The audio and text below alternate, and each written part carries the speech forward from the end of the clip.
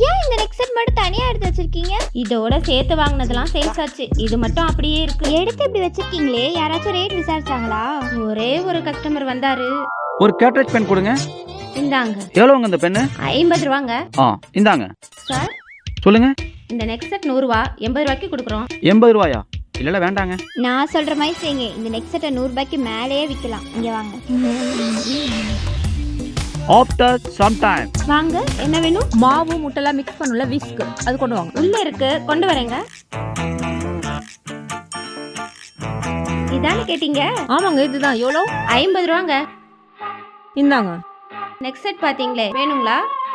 எவ்வளோங்க இந்த neck set? இருங்க, நான் கடைக்கு புதுசு, ரேட் கேட்டு சொல்றேன். ஹரிணி, இந்த நெக் செட் எவ்வளோ? 150. 150. சரி சரி, 115 ரூபாங்க. அந்த பொண்ணு 150 150ங்குது. இவங்க சரியா கவனிக்க 115ங்கிறாங்க. நமக்கு அடிச்சது லக்கு, வாங்கிட்டு போயிட வேண்டியதுதான். என்ன யோசிக்கிறீங்க? வாங்கிக்கிறீங்க. 115 தானே? ஆமா. இந்தாங்க. எப்படி ஐடியா? எப்படி? சூப்பர்.